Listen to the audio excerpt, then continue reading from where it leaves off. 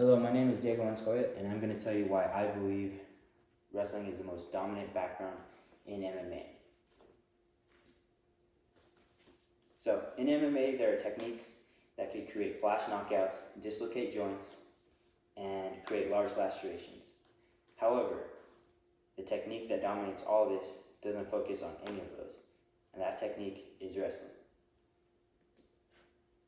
So, some reasons why I believe that you might be interested in this topic is because MMA has received a growing popularity as it's one of the only events that are still aired on ESPN, and generally because it has become more common and more household sport. So, some of my credibility is, as a young kid, I have some experience in Taekwondo, and in high school, I was a wrestler who ended up All-American. And so, by the end of this speech, I hope to explain to you why I believe having a wrestling background is such a great advantage. So some points I'll cover is that first off, wrestlers are accustomed to cutting weight. Secondly, wrestlers have a mentality unlike any other sport. And finally, the majority of UFC champions have been wrestlers.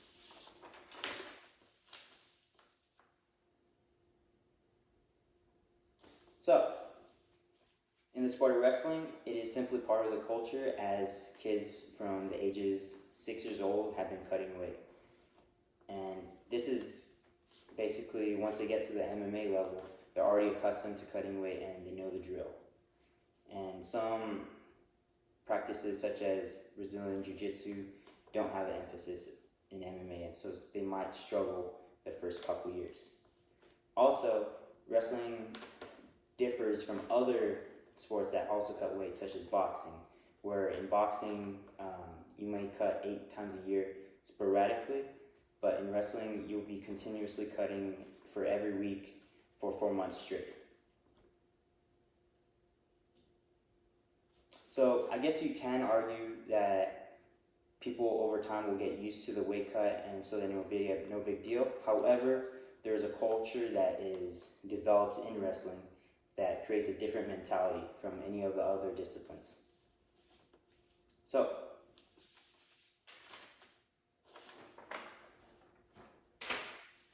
one instance of that could be the conditioning, where in wrestling you need every single muscle, your endurance, you need to have flexibility, all these things.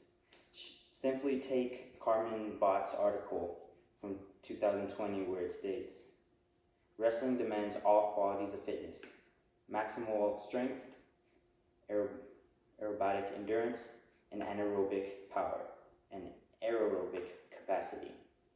This is a complete contrast to where in Brazilian Jiu-Jitsu, the main focus is on the techniques and not necessarily on being stronger, faster, or have the more endurance than your opponent.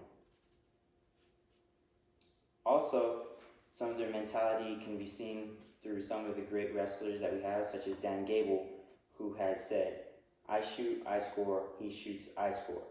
Basically, this shows the tenacity that many wrestlers have, where they're not willing to lose or give up at all. He also has gone on record to state how when he was practicing and training for the Olympics, he would set himself a goal to where he wanted to pass out in the gym and not be able to walk out. And he says how he sadly never accomplished that goal. This is also apparent in how John Smith said in an interview where he would purposefully wake up at 2 a.m. and go running so that he would be working out when the Russians were sleeping and while they were awake.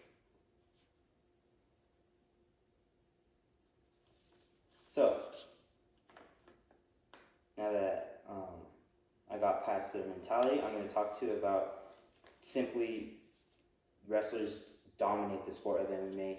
In particular, I'm going to talk about the fighters in the UFC organization.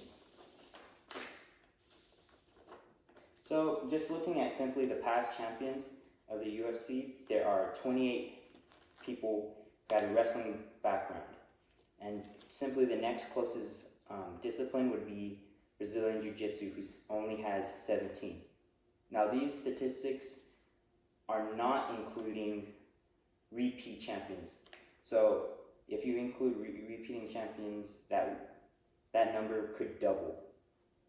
And I got this information from Sebastian Rivera's article from 2019 that displays an infographic that displays all of this.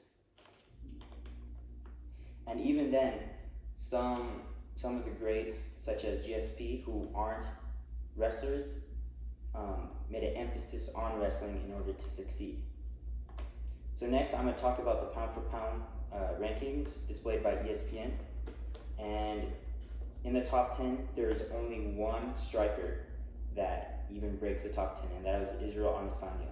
And all the rest came from wrestling backgrounds. And finally, you could go through any of the weight classes and see that there is at least 7 or 8 people who have a wrestling background, which completely dominates any of the other disciplines. So as you can see, not only the rankings are filled with wrestlers, but also most of the elite wrestlers are mainly consistent. Most of the fighters are consistent with wrestlers. So now that I'm wrapping up my speech, one can see that wrestling dominates the MMA scene for a number of reasons. For one, wrestlers are accustomed to cutting weight and have been doing so for years and have a lot of experience doing so.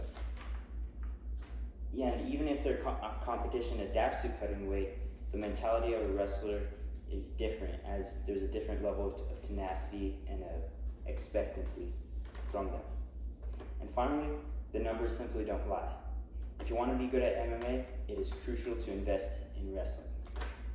So, again, although wrestlers may not have the knockout capability or submission finesse, there are other qualities that simply put them above the competition.